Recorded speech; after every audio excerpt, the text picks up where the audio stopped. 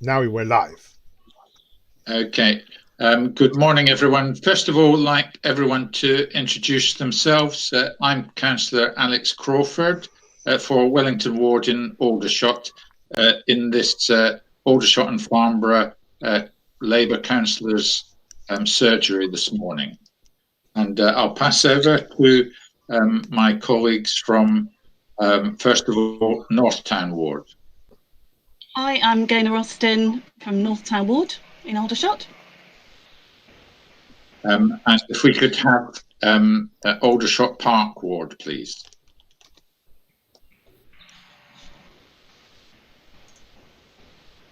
I think Terry is muted, so if you unmute yourself, Terry. Okay, sorry, we have Terry Bridgeman present, but he needs to be switching on his microphone. Yeah, so he's waving to us, but we'll catch up with him later. For Cherrywood Ward in Farnborough. Good morning, I'm Councillor Guinness from Cherrywood Ward. And we also have Councillor Ashley Halstead, who, again, I think is trying to sort out his microphone problems. But he's with us anyway. Okay, so first item on the agenda is to consider the new arrangements for shopping, which start on Monday, particularly in the shopping centres, and the three that I believe Rushmoor is particularly concerned about are Aldershot Town Centre, Farnborough Town Centre and North Camp. They seem to consider that arrangements for Northtown Aldershot are already in place and working well, so they don't have any particular comment about that. But if Northtown Councillor has anything to add to that, and perhaps we'll hear later. What I can talk about as Councillor for Wellington Ward is the arrangement for Aldershot Town Centre. Now, we had quite a long briefing about this as councillors on Thursday afternoon, and I could go into all the details of that, but it would seem to be quite extensive. So I would suggest anyone who's particularly interested should visit the Rushmoor Borough Council website and look there for details of arrangements under COVID-19 for the new shopping arrangements. But just to say that one of the major changes is the new queuing system for Lidl. At the moment, it has been Lidl queuing system has been along Wellington Street, whereas from Monday onwards, the Lidl queue will be across the road in Little Wellington Street, which is the Lidl street that runs between the Jenny's Cafe and the empty store that was next door across the passageway from there. So people will be asked to queue down there, and that's in order that other people can queue for the bank there, which is I believe the Barclays Bank, and also get into the other shops such as Greg's and the Cake Bar and Bargain Buys, all of which will be open on Monday with their own particular queues. And there are arrangements for Union Street, which is pedestrianised, and it's proposed that the market, when it operates, will be at the very top of Union Street, up near where Cafe Macchiato is, and that might make it more difficult for people wanting to access any shops that are open up there. But that's the proposal. Apart from that, there are detailed arrangements for how the street system will be changed in Victoria Road. Some of the parking bays will be removed in order to allow pedestrians to walk up and down the street while maintaining social distancing. Similarly, in Station Road, obviously Station Road is quite congested with a large number of shops, different ethnic shops and so on there. And what they're going to propose for that is that they're going to be arranging single lane traffic through there in order to widen the pavements for pedestrians to be able to access the shops there. So that's the kinds of things that they're considering. But as I say, all of this will be subject to the advice and control of town centre marshals. The council will be providing people who will be able to advise people what the best way to queue is in order to take advantage of what shopping arrangements are. It's all going to be very experimental, so I would ask people that they should be, I shall put it, considerate of others and try and, as best they can, maintain social distancing. That's as much as I would feel it would be sensible to say about Aldershot Town Centre. I don't have anything to say about North Camp in Farnborough or about Farnborough Town Centre, and I wondered if any of our Farnborough colleagues had anything to say about that.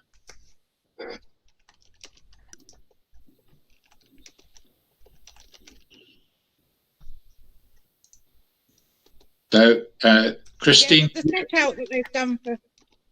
the set out that they've done for Farnborough at the moment certainly looks quite reasonable. The way they've set out the stalls for the market all seem that they'd be completely out the way and should be, hopefully, if everyone sticks to the arrows of the directions of going up and down, should work perfectly.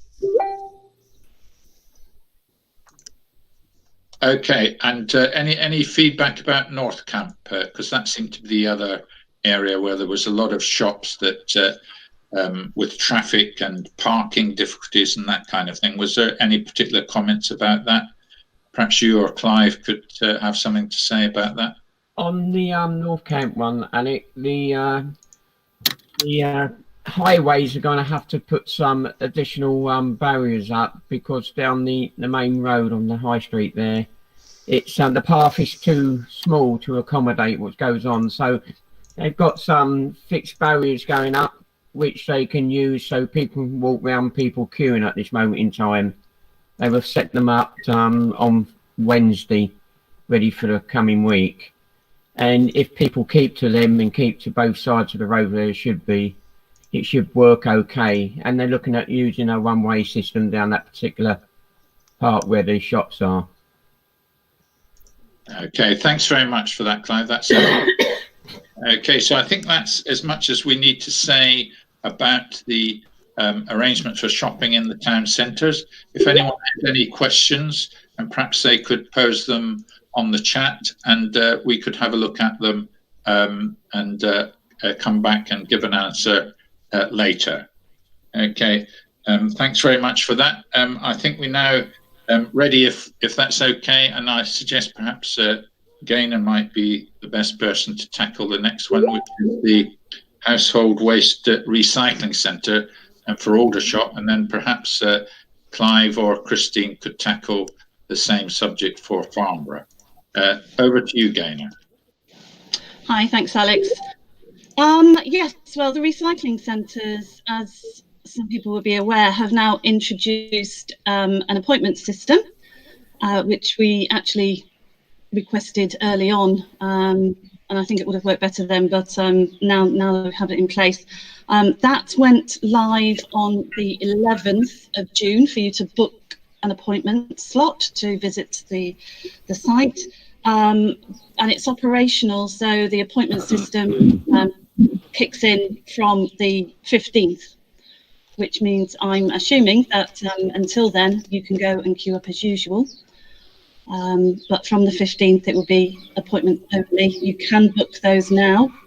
But I hear that both sites are fully booked for the rest of June, at the least. There's a lot of people with waste to go and take to the recycling centre. Queues, I believe, are a lot better than they were. So I think we're over the worst of it. So I don't know, does Farnborough have any information on the site there? On the on that, loads of people have been finding that the link is very awkward at times, and they haven't been able to get in on it properly. So they've been phoning in to get their appointments. And I did ask, and I've sent an email around to everyone. The reply from Ross Chad that they said they will be putting out signs clearly from all areas stating that if you haven't got an appointment, you'll be turned away. So as to keep down the queues, there are 1 or 2 spaces, I believe, left in Farnborough, but most of it's being done by telephone, so the link isn't working properly. I believe Christine's got some more to say on that. Yeah, so the main complaints we're getting at the moment, certainly on our part, is that people are trying to log on, and basically being told that there's nothing available or not getting through. But if they phone up and get through, then they're actually managing to get appointments. Does seem that their online system doesn't seem to be working. So at the moment, we're suggesting that everyone phones to get their appointment. Because when they're phoning, they're being told, yeah, there's lots of slots available.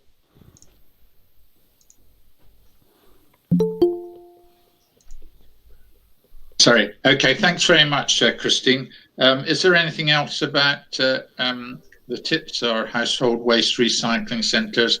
I think the problem is that I don't know that the whole system they've set up for booking appointments just doesn't seem to cope with the demand there is, and there is a tremendous amount of frustration out there, and so they're suffering from 2 things. First of all, people have to know how to use the appointment system, and secondly, if they're not getting an appointment, they're going to be frustrated at having to wait at least until July now. I mean, that seems to me ridiculous, but there we are. That's the system that we've been asked to have in place. I think Keith has joined us now. I don't know if you've got anything to add about household waste recycling centres, Keith.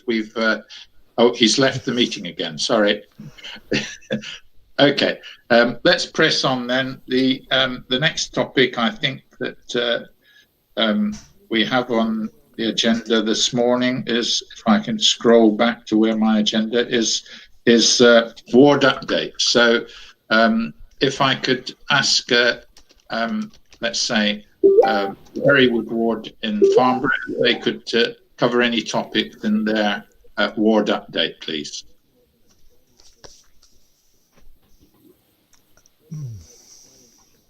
Anybody? Yeah, sorry. Takes a while to switch everything back on.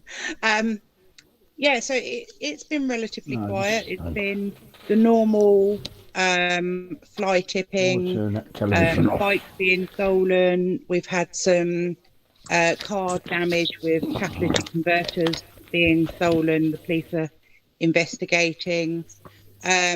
We have had one of our drug dens closed down, which has been fantastic.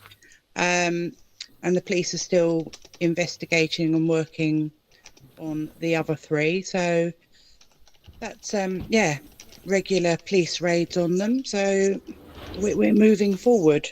And if the dumps could sort out their applications for people being able to go down there, then hopefully our fly tipping will go down a bit. Okay, is there anything else from Cherrywood ward? Just to say that, yes, agree with Christine there. With slowly the police are getting on top of the drug. Those of the bikes that are being stolen are being used locally for drug deals as well. So people need to not just make sure the gates are locked, but their bikes are chained up, because they seem to be using them on a regular basis to go around the estate, because the back alleys and all that doesn't want cars. They're very good for bike tracks and such like. Fly tipping is as normal, and we hope that, as Christine said before, when the recycling depots are open, hopefully it'll drop down a bit, but we're keeping on top of it as much as possible. We will be requesting some more waste bins around, I believe, because they're getting rather full rather quick, especially with the parts being used more often. I think that's about it. Okay, thanks very much. If I could ask perhaps Aldershot Park, I think we have Terry Bridgeman, if Terry has anything to raise. Yeah, I mean, we've had the same problems as ever down there, but we have had two fairly big items in the last 24 hours. Big problems. First of all, the cremators at the Aldershot crematorium started to overheat and build up pressure, and there was danger of them either catching fire or exploding. So they had to do a controlled shutdown and had the fire brigade on standby just in case anything did go wrong. It's all been put right now. They'll check it on Monday morning, hopefully be able to carry on again on Tuesday. And then not too far away from there, overnight last night, somebody set a camper van on fire in the Lido car park. It didn't damage any other buildings, although it did scorch the hedge of the next door neighbour. But yeah, two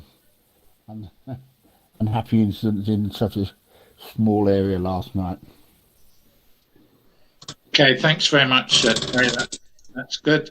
If we could then move on to North Town Ward.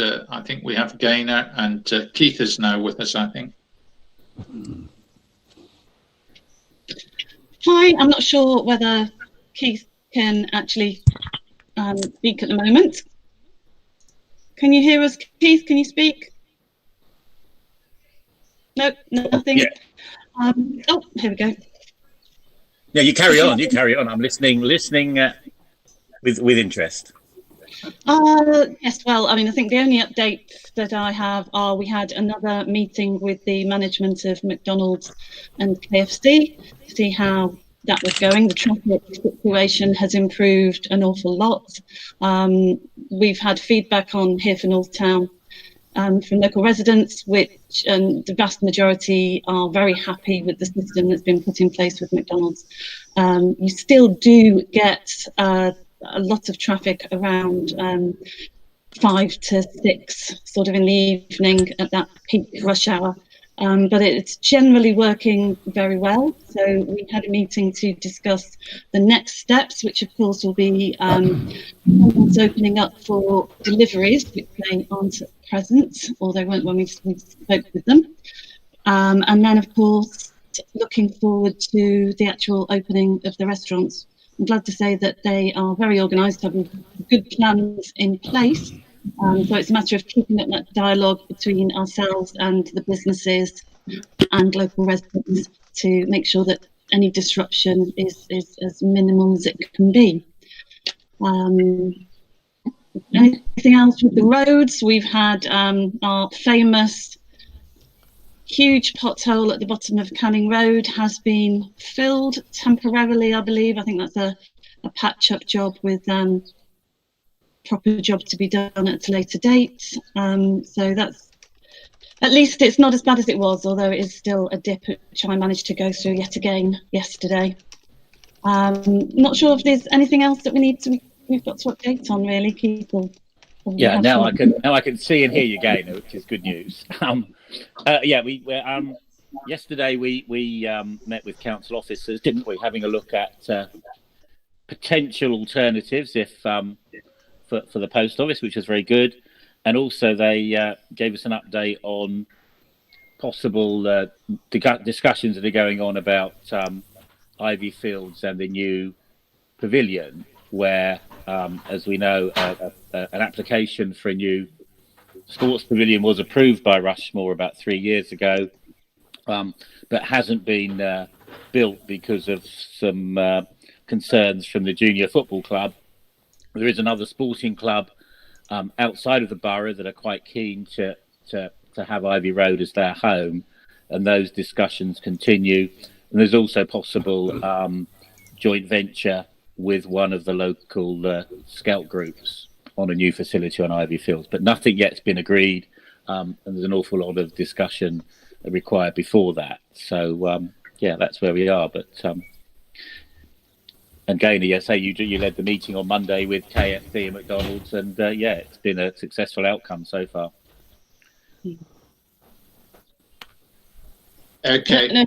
Thanks very much, Keith. Sorry. Sorry, Councillor, I don't know if you wanted to update on the police activity that's gone on in North Town recently with the arrests. Yeah, I would happily to. Yes. Yeah, there was a couple of arrests this week of local residents within North Town, charged with theft and drug dealing, linked to a theft from a major local company the last few days. And so those arrests have taken place this week with lots of activity. But the good news is that the police are able to take that action as a result of a huge amount of resident feedback and evidence. And that shows that the network does work.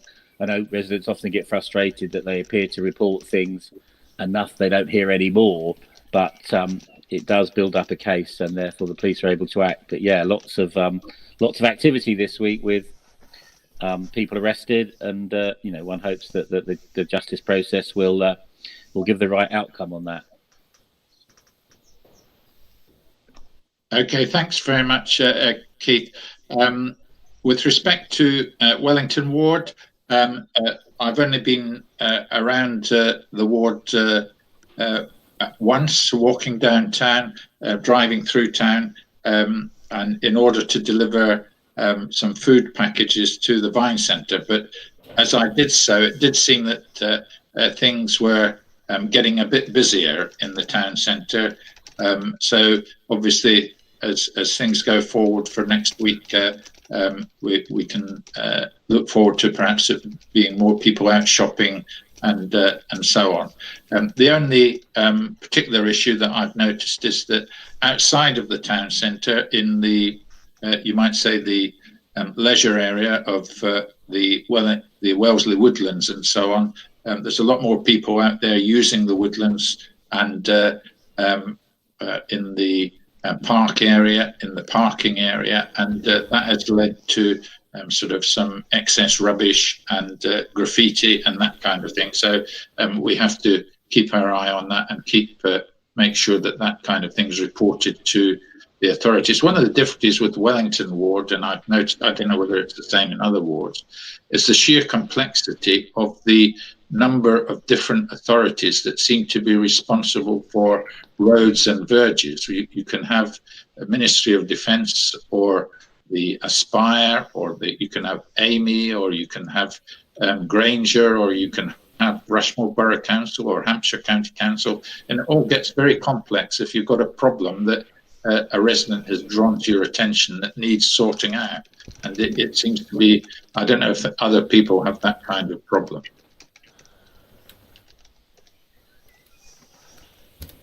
Okay, so normally speaking, Keith, as leader of our Labour group, would be leading this meeting. He's now joined the meeting. Would you like to carry on from now on, Keith? No, not at all, Alec. You've been doing a great job, bringing professionalism, competence to the role. So carry on. Right, okay. Oh.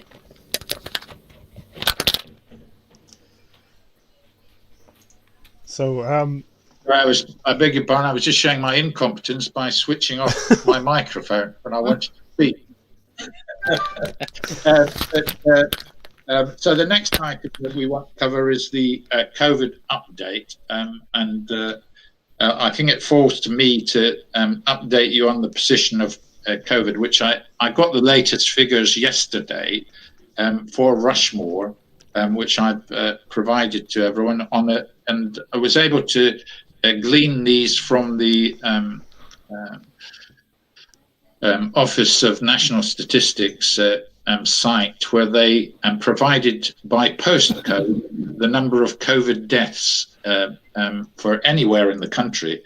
But I sought them out for Rushmoor, and they've divided Rushmoor into, I think it is about 10 areas, 11 areas, and they've divided 77 deaths that there have been from COVID in Rushmoor since March to the end of May. into those different areas.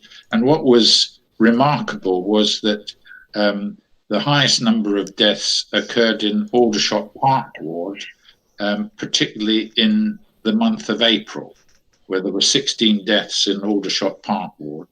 Another remarkable feature was that in Farnborough, there were 13 deaths in South Farnborough and North Camp in the month of April. Now, it seems to me, but of course we don't have the details of statistics about these, that was just at the time where care homes and nursing homes and so on weren't being particularly a focus of the government's measures. And it could have been that COVID had got into care homes in Aldershot Park and in South Farnborough and North Camp, and that's why there was the concentration then. But of course, we don't have that detail. So that was if you like, the bad news about the statistics of death.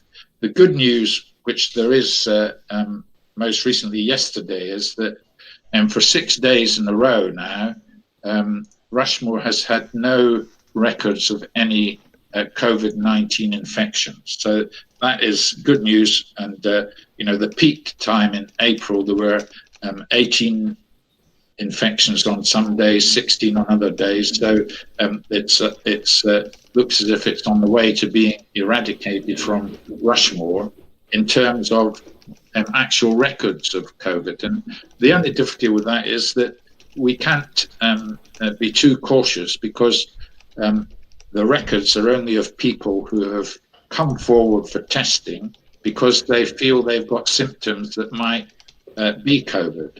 It seems that the difficulty is that so many people may have COVID, but they're symptom free, or else their symptoms are so affect them so little that they don't feel the need to go forward and have a test. So there still is COVID out there.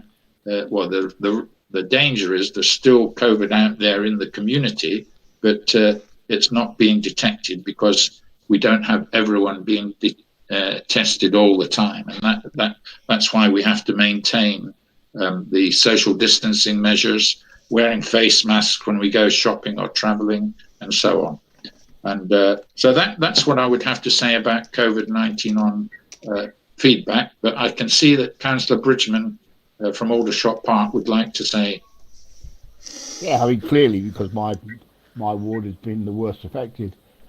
Couple of things to bear in mind, of course, is that we do get these figures and we are able to track what's going on, but really the time to do the analysis is after it's all over and all the information is in, and we can treat it, deal with it properly. One thing that does occur to me is very high number of deaths in the early phase. If the government had reacted quicker and shut down the country earlier, could we have saved a lot of those lives? And certainly going back to the question about doing the analysis later, I'd be interested to know how many older people, what the age profile is of the people in my ward, and the number of sheltered accommodation and care homes and whatever, because I think that's obviously of particular importance to get the actual figures so that we can compare like with like. But it is worrying that in the the old Cherrywood ward, the new now Aldershot Park ward, we have had so many deaths. There we go. Sorry, Clive, you would like to say something from your Farnborough? Yes, thanks a lot, Ali. Yes, just a couple of things here. We've got 2 to 3 homes in Farnborough. One of them is William Hitchcock House. I've asked Vivid because the residents were getting very worried about the new rules about travelling on the buses, and I've asked them if they could supply some face masks for some of the older residents who use the buses on a regular occasion. I'm waiting for their feedback. They've got a new officer about welfare and well-being at the moment. Very hard to get in touch with him because there's only one for the whole of the south. so it makes life a little bit awkward. The other aspect is that Abby Edwards from the larder, who's been isolating recently because her husband was having coughs, she's now back working at the Church of Good Shepherd because their test came back negative, so that's good news for her. And they are still just as busy as they've been doing their runs to everywhere else, but everything seems to be a little bit better. Yeah, okay, thanks for that, Clive. I'm not quite sure where William Hitchcock House is in terms of how the Office of National Statistics breaks things down, but certainly in Farnborough Hill, which was one of the areas they identified, there were 7 deaths from COVID in April. So it may be, I don't know if that's anything associated with possibly a care home in that area. Well, the William Hitchcock House, we've had no deaths there due to COVID. We've had a couple there, but it hasn't been through the COVID-19. It's been what you might call natural deaths as such, but aging and everything else comes in and that. But we've got a couple of others there, and I've had no reports from anything from them at all. So overall, it seems pretty good. Yeah. Okay. Thank you very much for that, Clive. I would just, with respect to COVID, report on the activities of the Vine Centre, which in the past week they've delivered a record number of home cooked meals. 375 home cooked meals they've delivered to people just in the past week. And they've been successful in getting funding from some major funding from major funders in order to carry on their COVID-19 project for the foreseeable future. Because the meeting of trustees yesterday, we felt that it was with the prospect of increasing recession, increasing unemployment, much more people on unemployment, universal credit, and so on, there was going to be this demand for their services going forward. And so they're planning for that, and they've got the support of some major funders to do that for the rest of this year. So that's good news from the point of view of helping the vulnerable and the isolated in Aldershot, Farnborough and the surrounding area. So although the infections from COVID might be easing off, the economic problems and so on are likely to be quite severe going forward in the next few months. So those need to be dealt with as well. Okay, so unless anyone's got anything else to say about our COVID-19 response from Clive's mentioned the larder in Farnborough. What about the COVID-19 Farnborough group and the Aldershot response to coronavirus? Is there anything to report from them?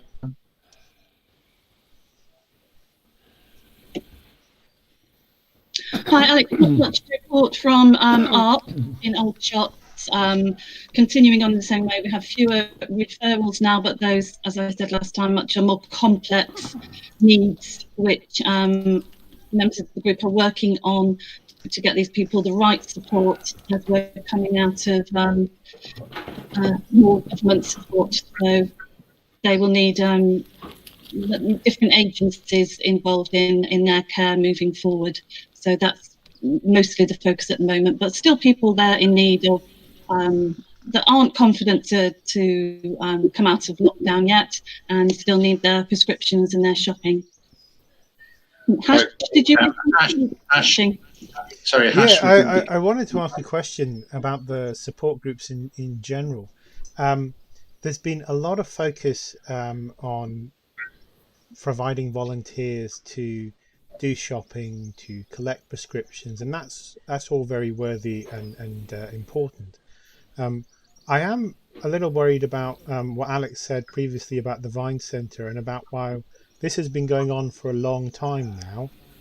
A lot of people struggling with employment, economic difficulties, do you think that there is the equivalent level of support, not just to provide this kind of emergency, don't worry, you can stay in your house, we'll do your shopping, but also how do we deal with the wider economic impact, lack of opportunity? People are really struggling, and not just for not being able to leave the house to do shopping, but really just to live. And what support really is there for people in everyday life, if that makes sense? Yeah, sure. If we did have a discussion about this at the trustees of the Vine Centre yesterday, and this is quite remarkable, is that the Vine Centre is one of the few organisations in the whole of this area that is trying to meet that kind of need for. They have their MySpace, their project, and their which is to help people into employment and to train them for needing new roles and that kind of thing. And they also work, I know in Farnborough, they work with the Prospect Estate big local project on their project to help people into employment and so on. But it is remarkable that they had a visit yesterday from Leo Doherty, and right. He came and he said he was coming for perhaps spend 5 minutes just to check that everything was all right. And it seemed that he spent nearly an hour there going into all the detail of what they were providing, speaking to all the volunteers, and coming away with the feeling, I think, that actually the Vine Centre, in terms of providing all these services that are really needed by the vulnerable and the isolated, is a model that the government could well be recommending be followed nationally, because there's so little being provided nationally.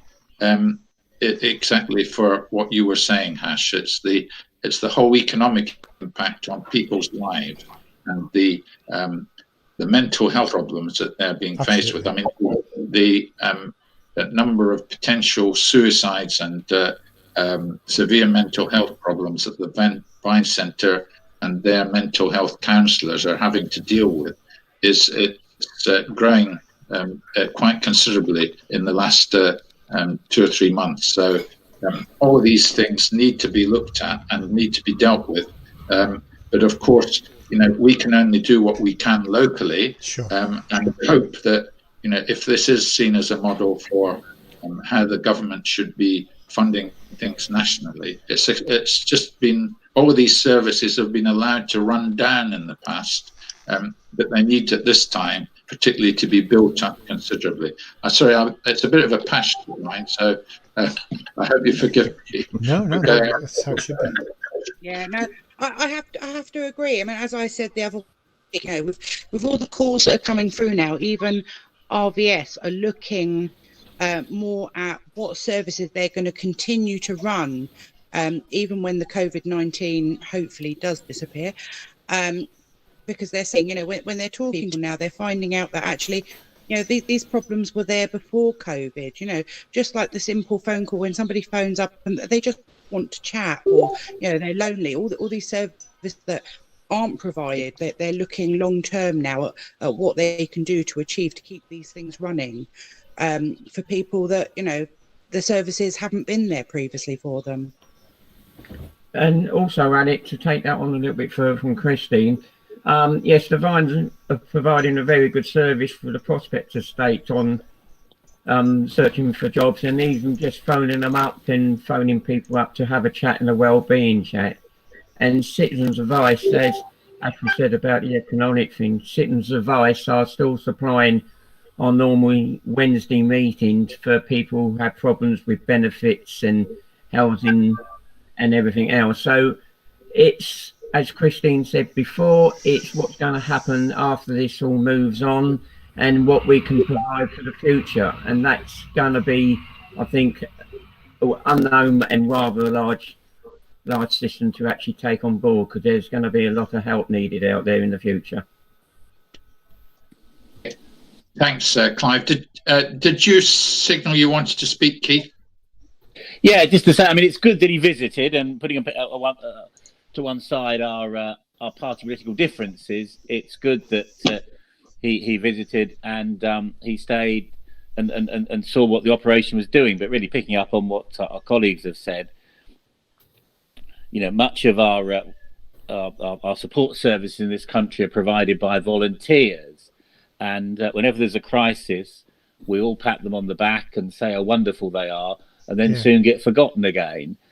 Years and years of council government cuts forcing councils to make reductions in their grants to local organisations. So one hopes that, apart from the medical and the medical side of the COVID-19 pandemic, one hopes that society, government and community actually do understand and appreciate the role that volunteers and charities and networks play in society, and that can only be maintained by funding, and we have to accept that these things have to be provided, because if you take them away, it would have been multiple times worse, so we shouldn't just pat them on the back and invite them in for a cup of tea and a cucumber sandwich.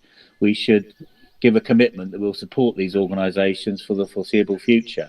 And I think we as councillors on the call have a responsibility to make sure that that is always top of an agenda.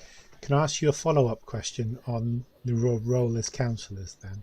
It's not a very pressing one, but do you see what has happened nationally as a reminder that every level of government has another responsibility, which isn't just providing funding, but also providing a direction and a strategy of how everything ties in together, how services tie in together, how support for business ties together, how we build a society together? Do you think that's changed through COVID-19, or do you think it's dealing with crisis now and then back to business as normal later? I would like to think it's changed fundamentally.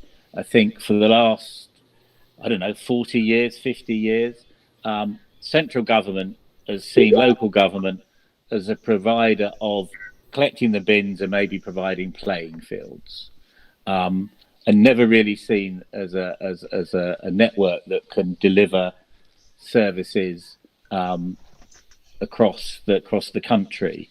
And we've had the situation where too many politicians, i.e. MPs or members of government, ministers or shadow ministers, never really served in local government and never understood the amazing support it gives to community and to society.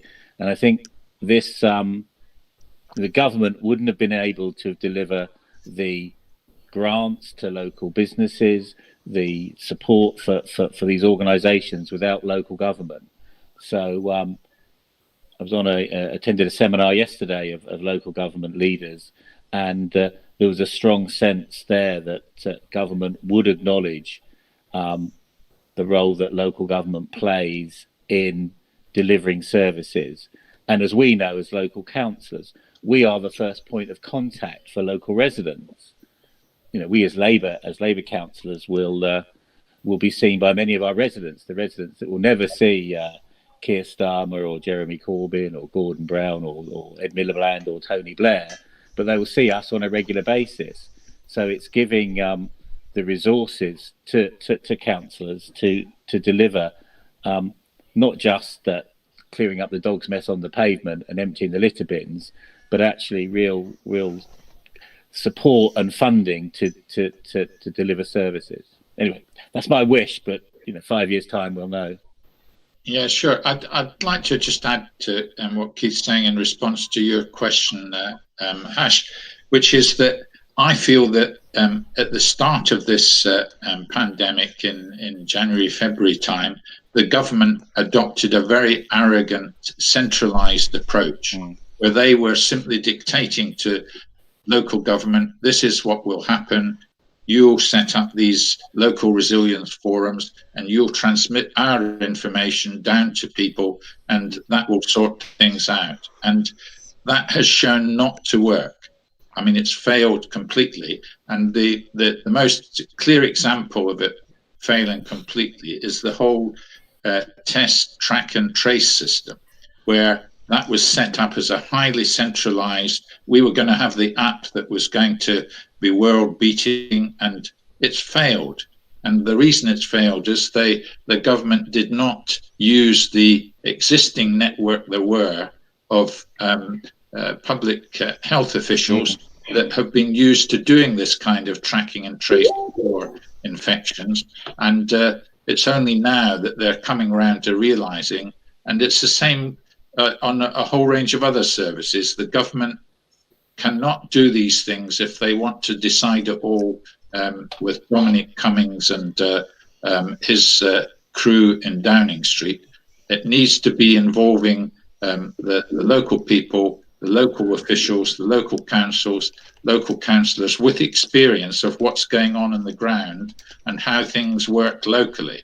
And that's, and I saw the clearest example of it. I've never seen Andy Burnham, the mayor of Manchester, so angry as the way that he and his mayors up in the north of England had been ignored by the government when they had the experience and knew what to be doing in their area, but it was simply brushed aside. And I think this just shows that things are going to have to change in the future.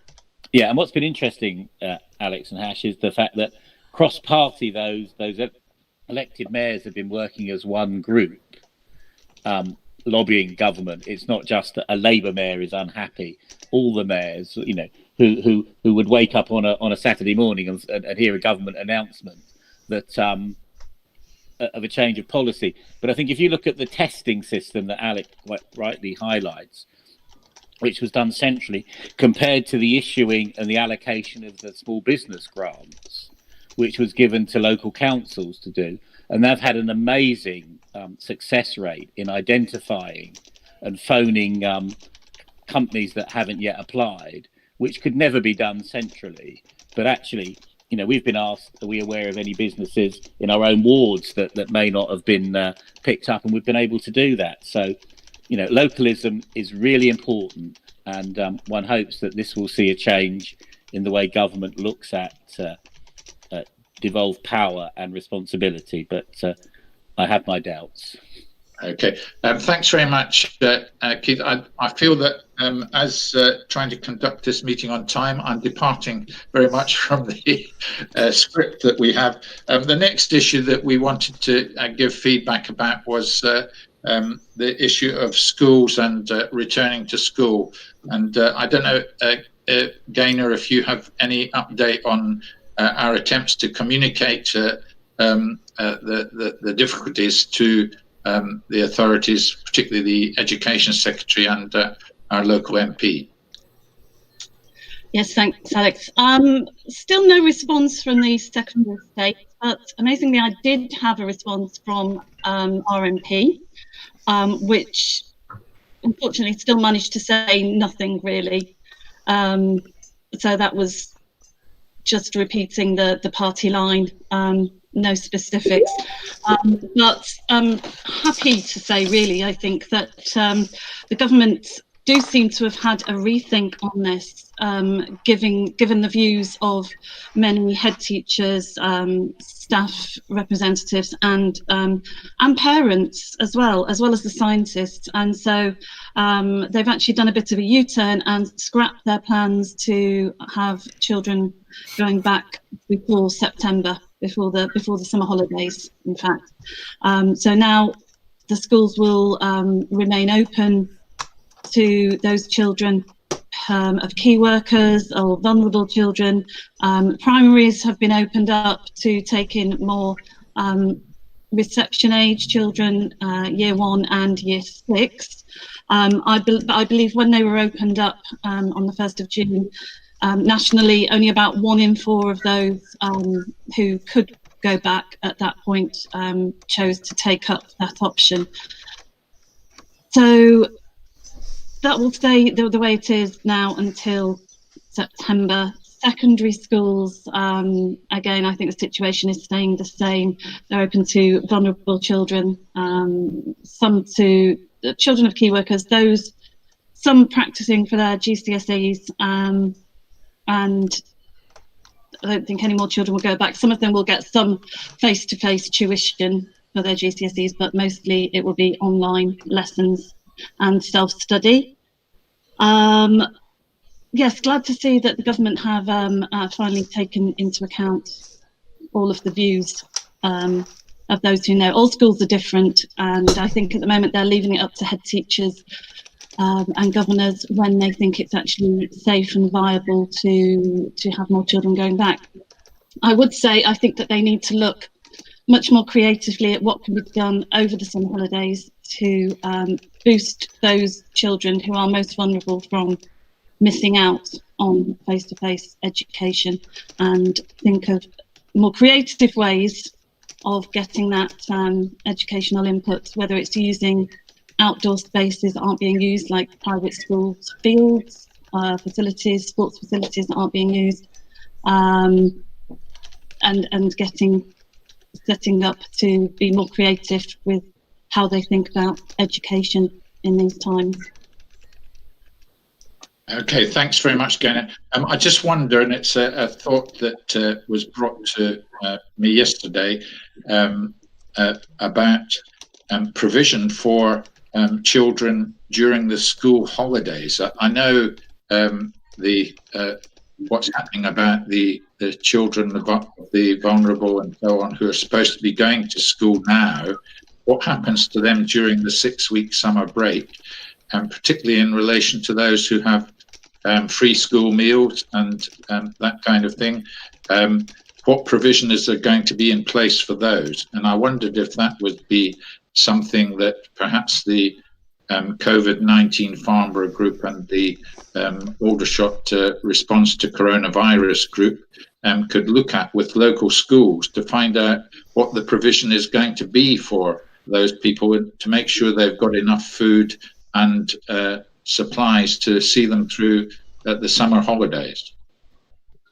Yeah, I definitely think this is something that does need to be looked at, especially as we know, the universal tax credit rate has gone up more and more usage, and with more families being furloughed, it's that they're only getting 80% of their wage. So if they're paying the bills with that 80%, that 20% would normally cover their food. So we are definitely going to need to look at that. Yeah, it's my understanding that there will be the voucher scheme won't continue over the summer holidays. But I'm not sure. I need to check up on that one because it keeps changing, I think. Yeah. Okay, so what if the volunteer group could perhaps contact their local schools and find out what provision there might be? Otherwise, what I'm thinking of doing is going to the Vine Centre and saying, this is a need that will need to be met, and can they step up their provision of care packages and meal provision and meal deliveries in order to cope with that demand? Because at the moment, as far as I'm aware, that I haven't heard of anything being provided at the moment. A county doing anything, or what's their role in this? Yeah, that's a good question. We need to establish this. So perhaps that should be a priority to find that out. I'll contact our local.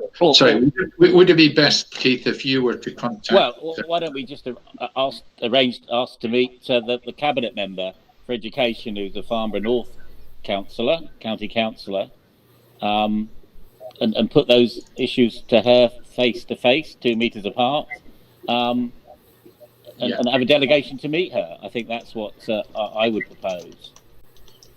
Yeah. Okay. Would you like to set that up, Keith, or would you? Yeah, if someone could send me half a dozen bullet points to put into an email, I'll do that. Okay. Thanks. Okay, we'll progress that then. I think we need to be doing something to be essentially, just 2 or 3 points, not half a dozen, 2 or 3 points, and I'll get that off over the weekend. Yeah. Okay. Original point. Okay, thanks very much. I'm struggling to keep up with this agenda now. I've lost it off my phone. What was next? Ash, could you remind us what was next? So we said, Alex, it was a much harder task to run the programme than especially when I keep talking. I believe it's Gaynor next. Black Lives Matter. That's it. Sorry. Yeah. Gaynor, would you like to address us on this issue? Thanks. Yes, thanks, Alex. I think this year seems to have been crazy, with one thing overtaking another, and obviously people are very concerned with what's going on at the moment with demonstrations, particularly in London. This is a very, very emotive issue with Black Lives Matter, and I think it was the catalyst being what happened with the killing of George Floyd in the States. This has brought to the surface a lot of those underlying tensions, the feelings of lack of respect, the pain that's been going on with a lot of Black communities in particular. And unfortunately, a lot of people are concerned because of the pandemic at the moment, with large gatherings going on. But I think when you have something like this, which is raises such anger and such feeling, that people can't put that on hold until a more convenient time. And as part of our democracy, that they've needed to raise their voices and be heard and say we need change here as well as in the state. So we had a community group that got together to set up a rally in North Camp at the weekend, last Sunday, as an alternative really for people in our community to express their feelings about the situation, but also to come together and show support. So members came, people came from all different parts of the community, families, individuals, black, white, all colours, all nationalities, all backgrounds within our community came along, and it was a very powerful day and very enjoyable. Things like social distancing were taken into account. There was appropriate facilities in terms of hand sanitizing and so on. So it was as safe as it possibly could be. It was very peaceful but very powerful, with different members of the communities coming together. And I have to give credit to the police who came along and were a very discreet, kept a discreet eye on things, just to be there, just in case there was anything that happened. Because at the moment, I think there are a lot of people, or not a lot of people actually, I'll say that again, there are a few people really in our community who, particularly on social media, are trying to increase friction with misinformation, increase that misunderstanding between various groups, and cause conflict and divide people. And I think it's very important that the vast majority don't want that. The vast majority want respect and equity for all members of our community. And actually it's very powerful to have those people coming together, and don't let those few giving misinformation there and promoting fear to divide us. Hopefully this community group will continue to work together, expand and set up more meetings, events where people can talk openly, express their feelings, their fears, learn to have greater understanding of other people, and work together to create the sort of communities that we want here in Rushmoor. Because I think the vast majority of people don't want conflict. We all want to live in a community where we support each other, we get along, everybody has the same level of respect, the same life opportunities. And most of us, the vast majority of us, that's what we want to create. And to do that, we can't just sort of sit back in our homes, looking at social media. We have to actually get out there, talk to people, and create these solid, cohesive communities that can't be broken apart. So we will be working on other opportunities for people to, as I say, to come together and build communities. Also, I should say that at the event on Sunday, we also had many faith leaders from our communities, which was great to see, and also many from of our co-councillors from all different parties. So, you know, this is not, again, this is not something where people try to divide it as right or left. It isn't. It's across the board that there are good people who want to bring our communities together. And we are working at the moment on a cross-party statement of motion to come through Rushmoor Borough Council to express our solidarity and our wish for equitable a borough where we can all feel at home and appreciated and expect justice and yes, the same rights as everybody else. So that's something that we're working on with other groups in Rushmoor Council. Okay, thanks very much, Gaynor. Is anyone else would like to contribute anything towards that issue?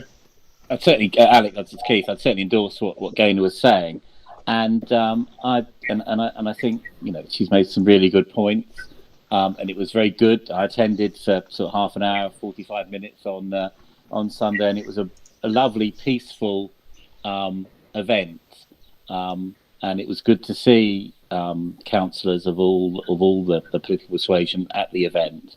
My concern is locally, and I'm sure it's happening in every community, but certainly in Aldershot and Farnborough, people making outrageous statements that all the statues in the two towns are going to be pulled down by, in capital letters, lefties, whatever that means. And I posted yesterday a newspaper report on saying that in Hampshire there were no statues that the group looking at the slavery statues, there was nothing in our community, and then people were posting that they'll never get the Cllrs statue, they'll never get the Wellington statue. Well, no one's going to get them. They're local landmarks and statues that represent our history of the town and our future. And I think people like that are just creating mischief and worry and concern and causing all sorts of unnecessary worries to people that don't necessarily follow every bit of the news, but they pick up what people are saying. And the disappointing thing that one or two people who I really respect, who have done great work for our town over the last few years, were making some really silly statements. And we've all got to rise above that. And as Gaynor said, everyone wants to live in a diverse and integrated and happy society where everyone is equal and everyone is able to contribute and get rewarded for their efforts. And too much mischief making at the moment. And I think we need to take a stand and highlight that. Okay. End of my lecture. Sorry. No. I think that Hash, did you want to say something, or were you simply waving? No, very very quickly. I just want to say I agree with all of that, and I think one of the wider points. One of the things about this whole COVID crisis that I found really heartwarming is that in times of adversity, we come together. We come together as a community. We come together as human beings. And certainly my neighbourhood has, and lots of other neighbourhoods have, and our community has.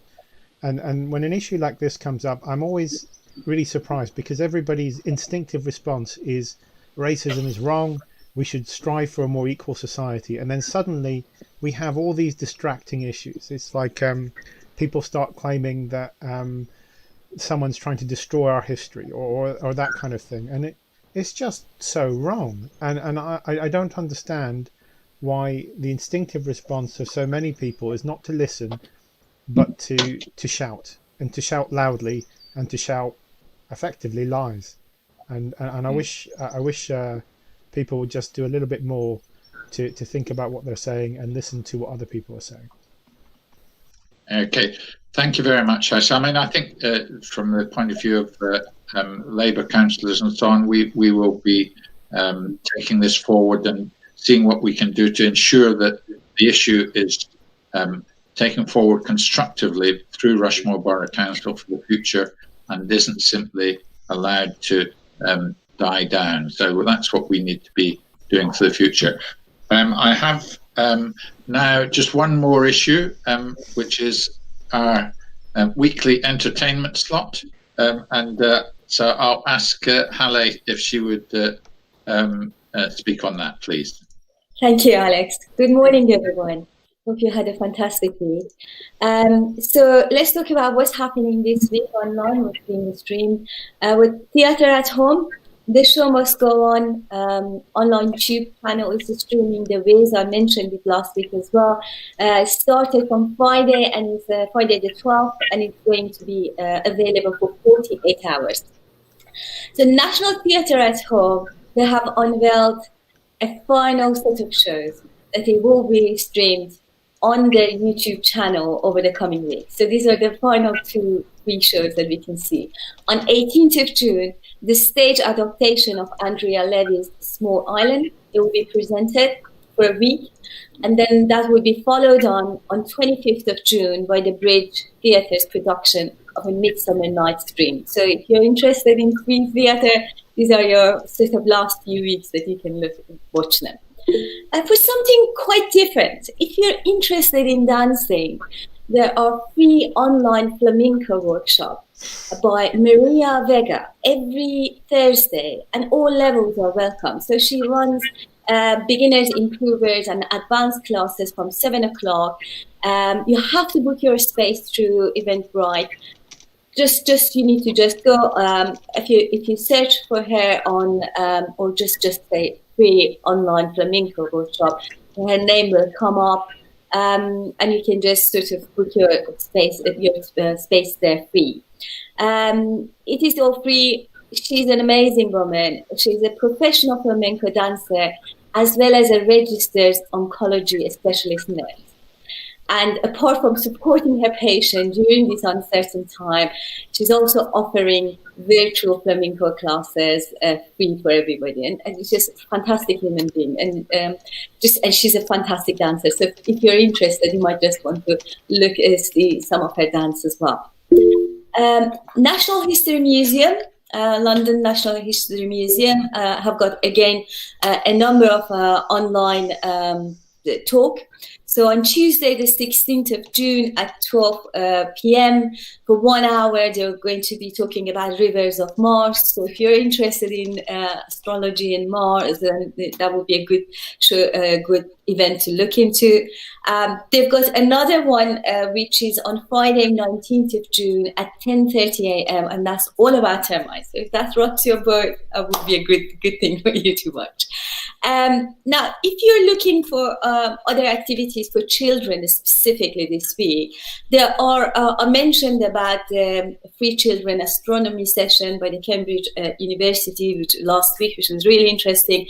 And this week, there are lots of other things happening, things like Discover the Universe. And if you look for the Facebook pages as Science is Easy, there's quite a lot of these things happening free for the children. So have a look at that one. One of them, for example, is Blast of Life. The Blast of Life, again, you can find them on the Facebook. They're having a session to investigate the science of rocket with the space detectives.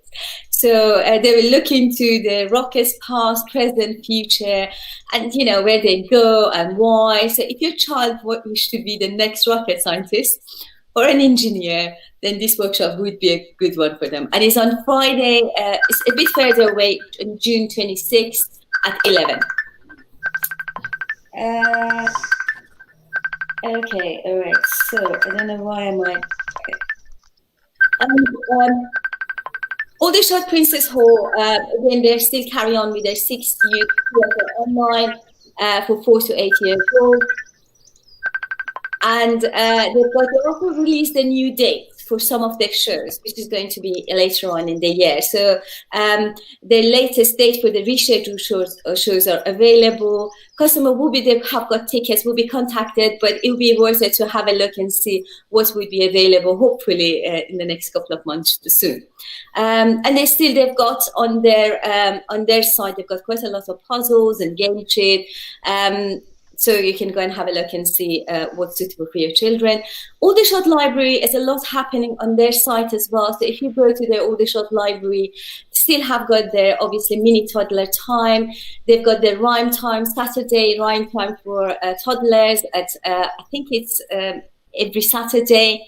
And they have got something new, which is a bedtime story, or at least it's new to me. So I think it's every night at 7 p.m. or some of the night at 7 p.m.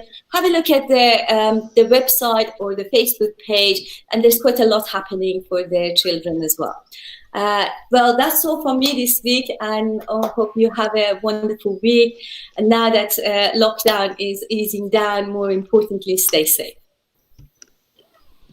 Okay, thank you very much, Halleh.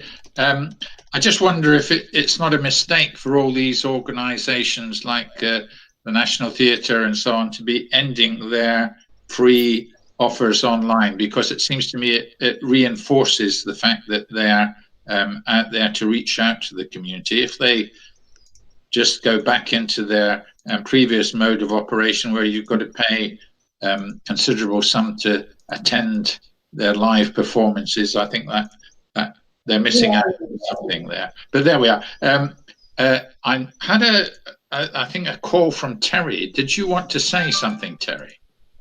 Yeah, I had a call too.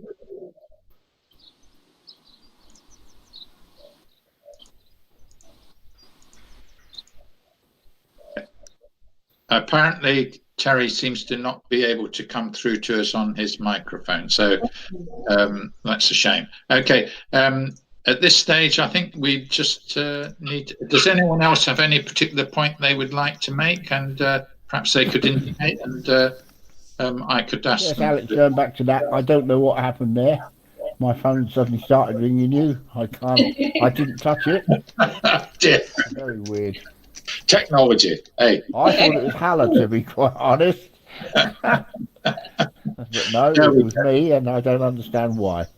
There we are. That's a nice humorous note to end on. But does anyone else have any particular point they would like to make? They want to reach out to our audience?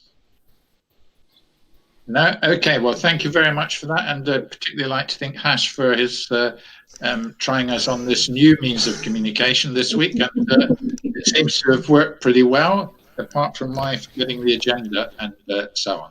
So thank you very much to everyone. Thank you. Bye-bye. Bye-bye, everyone. Thank you. Bye. Have a good weekend. I don't know how that happened. Right. Leave the call.